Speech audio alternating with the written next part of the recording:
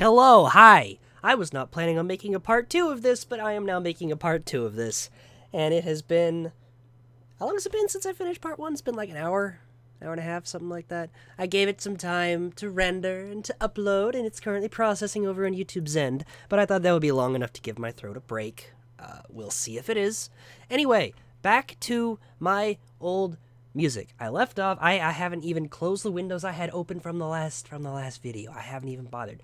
Left off with Woot, which ultimately I ended up naming The Spirit, by the way. Fun fact, it's actually one of the very first YouTube videos I ever uploaded to this channel. Neat, I guess, or something. Anyway, moving on. This one, this thing called Piano, I remember this. This is gonna be fun. Notice how it starts in 7 and does some other funny looking things. This song, for a long time, I considered this to be the greatest thing I had ever made, just like bar none. Oh, by the way, just as an aside, if you haven't seen the first part, go watch that because it explains what the hell I'm doing. Great. Okay, good. So this, I consider this to be... Oh, right, and I also did a little bit of mic volume adjustment between the videos, so if anything sounds different, that's why. I keep digressing immediately. I considered this to be the greatest song I had ever written at the time. Don't ask me why. I don't remember why. I just did. So let's play it and listen. Let's listen. That's what we're doing. This is a let's listen video. Okay, moving on. Hit the button.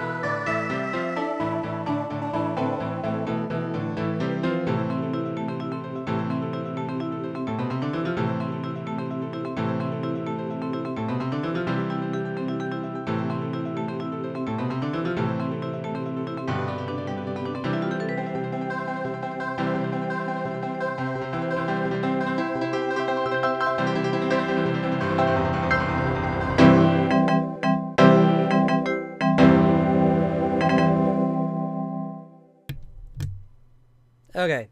If you could hear me attempting to push the mute mic button at the start of that song, I am sorry. It's a loud button, and I don't know why it's so loud. Anyway, okay, so this song obviously is like way more detailed than anything I've shown thus far, right? Anything in part 1 of this little mini series. Like there's so much happening here. There's all these different sections and all these different like notes and chords and, dare I say it, a potentially impossible right-hand piano section around here. This isn't impossible necessarily. Like, I could totally see it being played, but at this tempo, oh god, good lord. I don't know where I got off saying friggin'. Wait, no, that's not. Is that cut time or common time? I forget what the symbol means. Wait. Okay, it's cut time.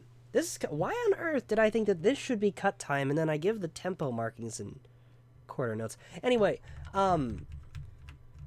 first things first, this, like, standard melody isn't particularly strong as far as I'm concerned, at least with my musical knowledge now, but at the time, I was, like, in love with it. Especially because I developed the melody in 7. So, like, one year, my parents bought me this like nice electric keyboard, this big old keyboard thing, like 61 keys or something, just because I was really into music and I happened to see that particular keyboard at a Hastings store, a local Hastings store, back when Hastings existed.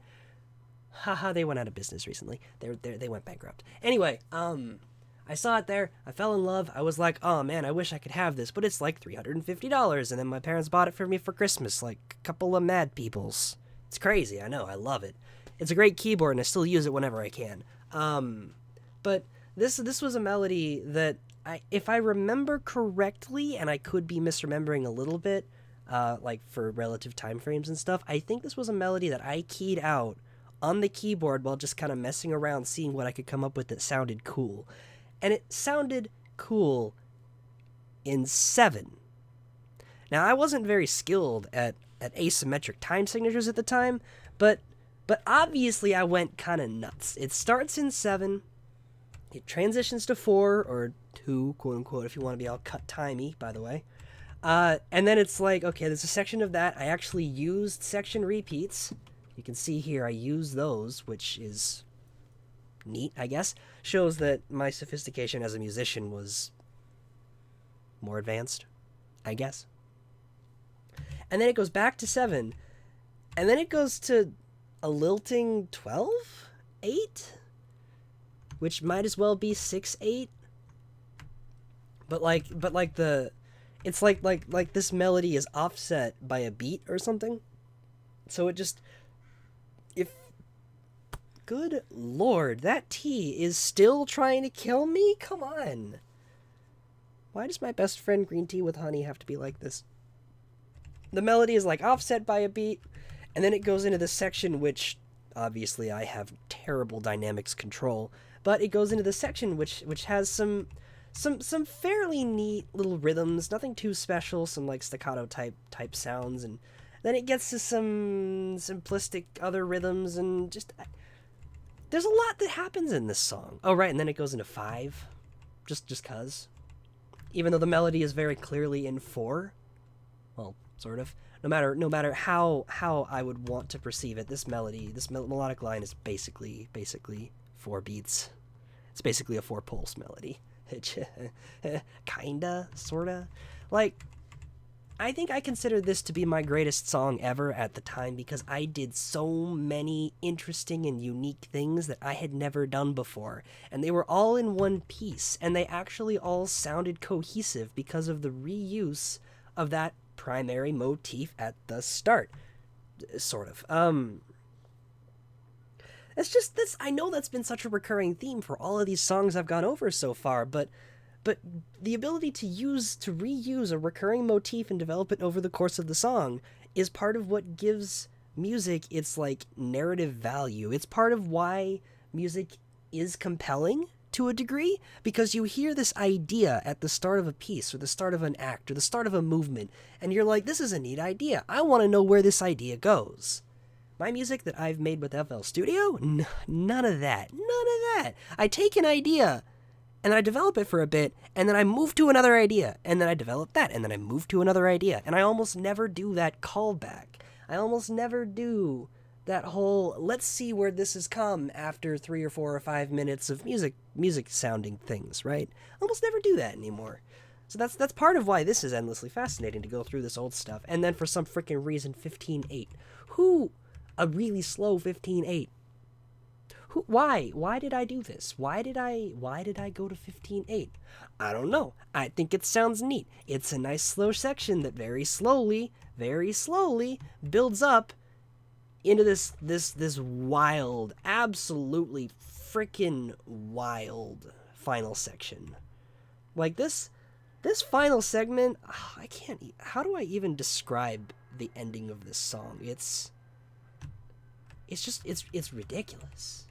It's just, there's so much happening. Oh, right. Haha. Good old A minor. I never got rid of A minor. I still love A minor. It's one of my favorite chords. Sorry. Just the regular old A minor triad. It's boring as hell, but I like it. There's just something about the way that this song ends, this whole ending segment. It's like, it's so energetic, and I tried to emulate, like, the style of those classical pianists that I've seen who play, like, these big old grandiose songs that go all up and down the keys, and all 88 of them are used or something, some shenanigans like that. We play in 12-tone now. And then at the end of the piece, it's like this energetic piece that kind of ebbs and flows and goes in and out and does all this neat stuff, like pacing shifts over the course of it. But at the end, it reuses that the motif introduced at the start of the song, but it goes nuts. The stereotypical image of a concert pianist who has like the flailing flying gray hair and the coattails at the back of their suit coat that are just going nuts, and they're like wham bamming and head banging to the music. That stereotype is what I tried to encapsulate at the end here. I did it in a very, very simplistic way because you can see it's basically just arpeggios of the same chord or a couple of chords over and over again, with some varying rhythms, like tossing some triplet rhythms in there for funsies. But that's all it is. But it works. It's like I tried to do something really advanced with my very, very not advanced knowledge pool. If I remember correctly, I believe this is the case, and I could go back and verify if I wanted to. I believe that my video of this song is the first video I ever put on this channel. And that would have been just over 7 years ago. Just over 7 years. That's not that long. I was only like 16 or 17. Who knows? If you're 16 or 17 now, haha, sorry, you're a kid. There's no escaping that. Anyway, I'm going to move on because my throat is already in pain, and it's only been 14 minutes. I have a ways to go. Let's breeze through some of these. Okay, so this one is one of those projects that's very obviously unfinished, but is also very, very, very obviously video games. So let's take a listen, shall we? Oh, and I'm going to mute the mic before the song starts, so if you hear that weird button noise, apologies.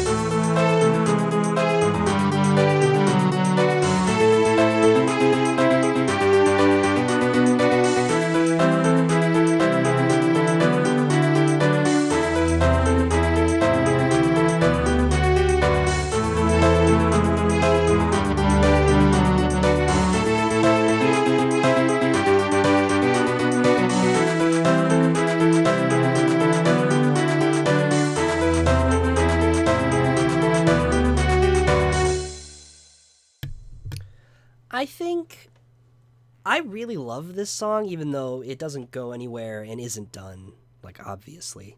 But I love it for a couple of very specific reasons. The first of which is the fact that this is actually a solid percussion track. And I think this is where I started to really get a grasp on how percussion is supposed to work and what it's supposed to do. I don't have much to say about it because honestly, I don't know a whole lot about percussion instruments or how they work or anything like that. But I think that this is a good percussion line, unlike the previous songs I've showed here on this little mini-series that have percussion. The second reason that this song means a lot to me is because this is where I really started. I think this is like the first instance in my musical career of this, at least as far as Windless Zephyr's music is concerned, this iconic, simple, chromatic, it just goes down by a few half steps. I have used that musical idea so many times in my music since I made this song because I love it. It's so much fun to see what you can do with just some chromatic steps going down a little bit at a time. I think it is fun. I do. I think it is fun. So this song features that, and then it features some sort of melodic chordy type thing that's meant to go around that chromatic dissension progression, a word that I can't think of for some reason. And then because I couldn't figure out what to do with the song because it felt complete and incomplete. This is also one of the first songs I ever made that was designed to loop, by the way. Because I couldn't figure out what to do after I had written the first section, I decided to just keep rewriting the section with a series of rhythmic variations, and then it would go right back to the standard melody of quarter notes and stuff, and then weird-ass rhythmic variations, which actually sound pretty cool, and then back to the default melody, and it works. It works to me. It fits so well in some kind of video game that I've never played and never will, but one that I would make if I had any interest in making video games. I think it's cool. I like this song. This song also has its own video on my YouTube channel. It's one of the earliest ones I ever uploaded. Shocker. Let's move on. Semi-epic. Oh yeah, this was a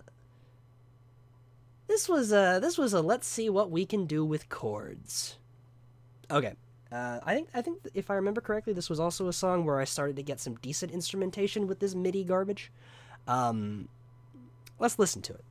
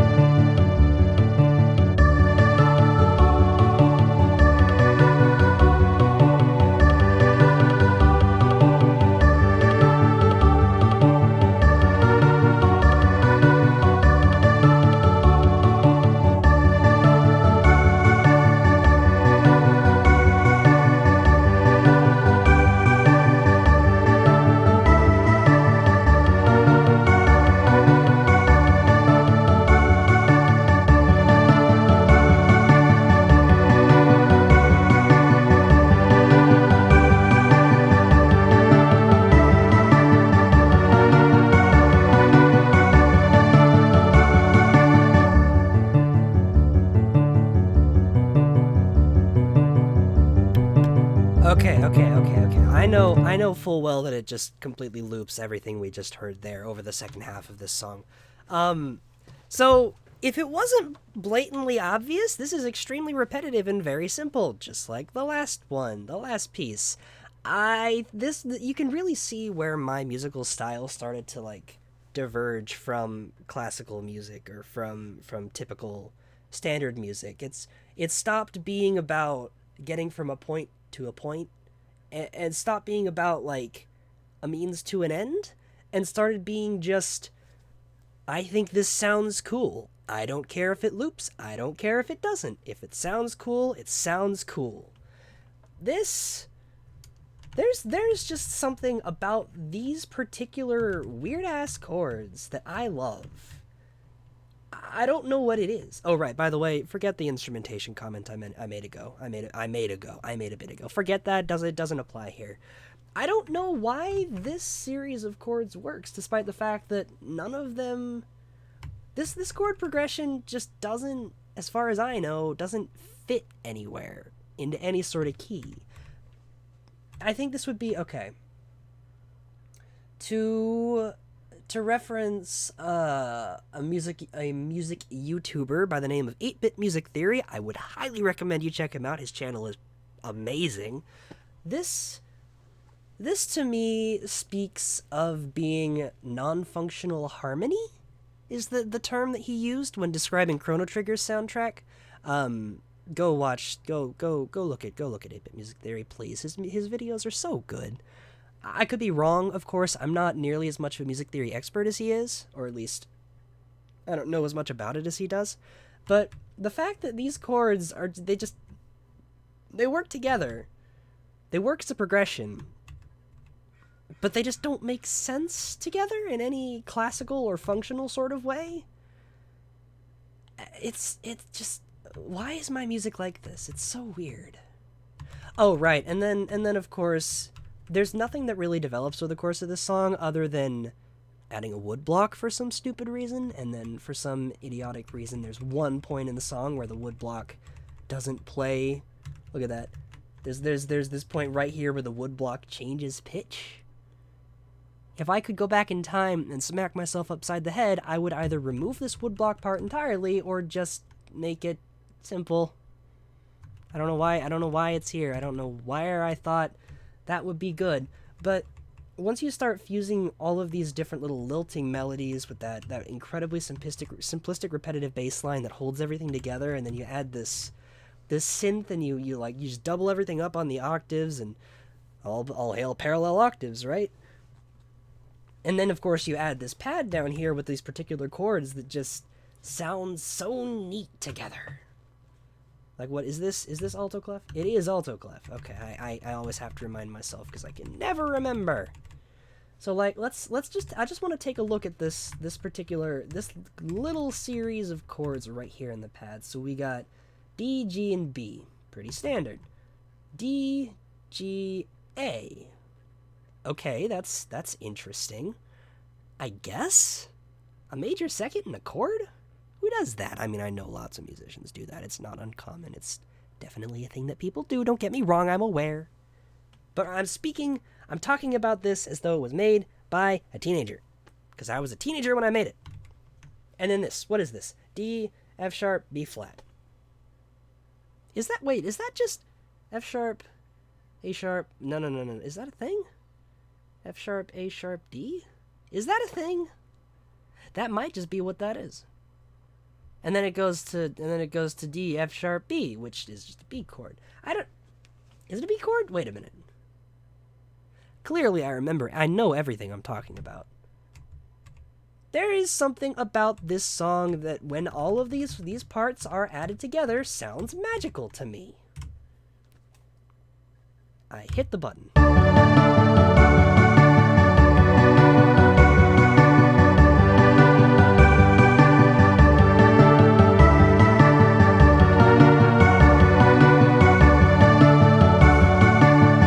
It sounds magical and deliberate, and it's not easy for me to explain why, but it does.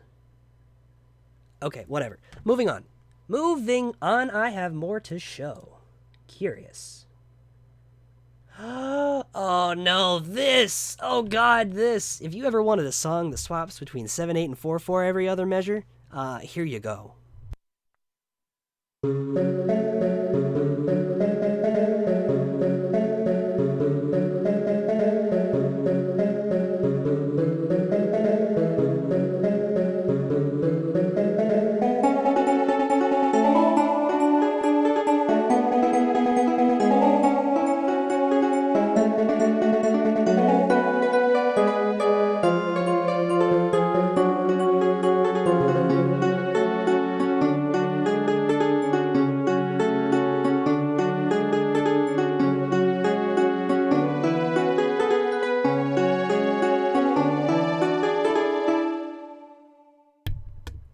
Obviously never went anywhere. There's nothing particularly special about this other than the fact that this is one of those melodies that I just keyed out on the keyboard on accident and spent like I remember spending like a solid hour or two just trying to figure out what the hell time signature I was playing with these notes.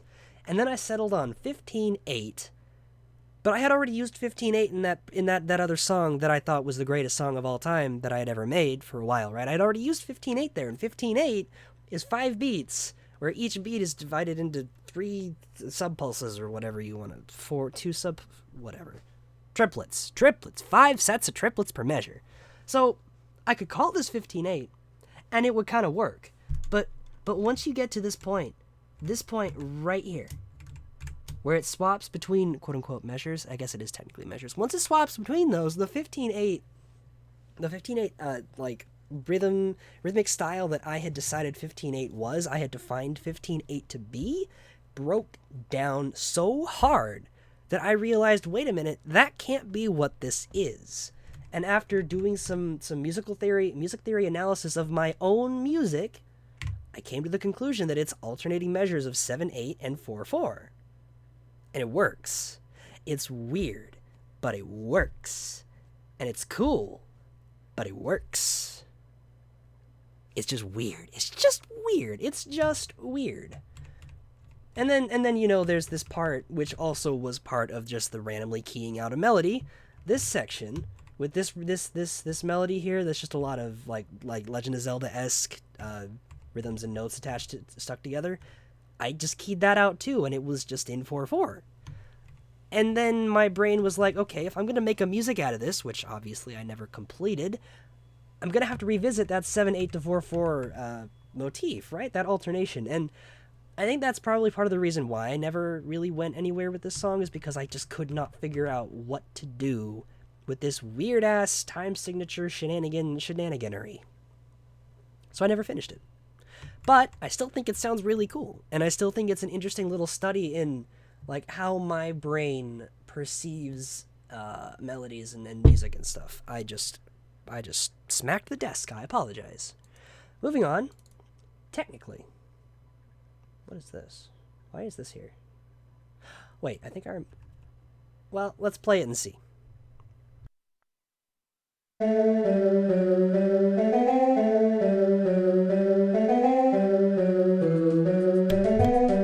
I'm gonna leave the mic on for this one, because it's a battle theme.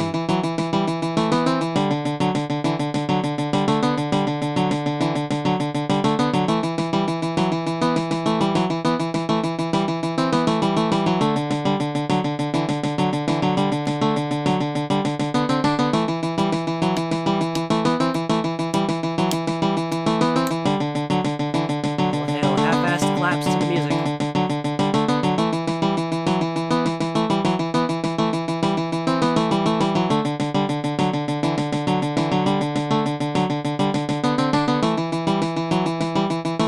Okay, I already know that it's just going to repeat that ad nauseum forever and ever. This was my attempt at a classical battle theme.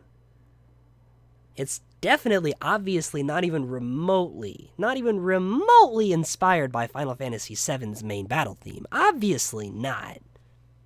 Actually, it's probably more akin to the original Final Fantasy's battle theme. Actually, it's probably not akin to either. This was my take on a quote-unquote battle theme. Once upon a time. And you know what? In all honesty, it's not that bad. I think it actually sounds pretty cool. But it sounds cool, but obviously it doesn't do anything or go anywhere. But it does work as, at least in concept, in theory, it does work as a battle theme. It's just a very stereotypical one.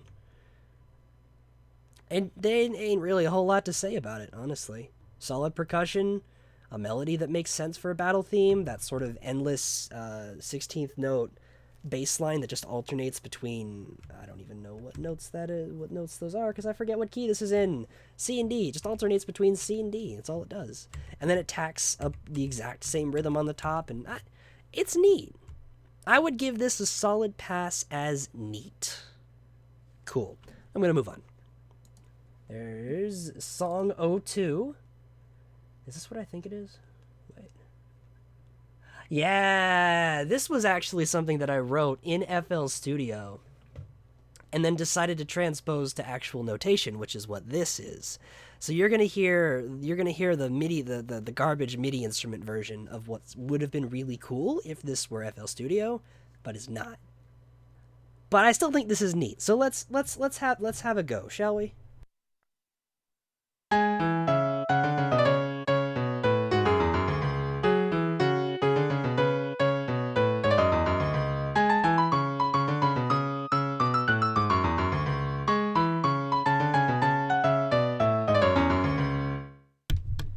Nice and short, nice and sweet, very simple.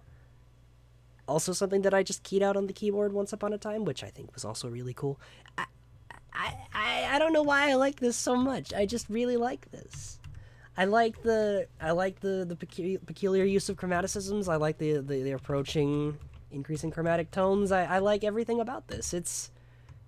And of course it's in 7, and I love 7. 7/8 is baller. 7/8 is life. I don't know why I like this as much as I do, but I do. This is one that I really can't explain. It's cool. It's just cool. Okay, I got 2 more noteworthy composer files to show. First off, I said in the last video that I was gonna save this for almost last. This quote unquote tribute is a song that I wrote. That basically I took like the primary musical motifs from a bunch of music I had made before I made this one, and keep in mind this is one of the older pieces in here, so this is going back in time a few years from what we just heard. I took those main musical melodies, those motifs, those harmonies, and I decided why not just make a song with all of them. So this is what happened, and by the way, this is obviously unfinished, as you'll see soon. Oh, and it does feature some melodies and stuff from songs that I won't be able to showcase on this miniseries because those files don't exist anymore, or they're corrupted or something. Sob cry. Anyway, let's give it a listen.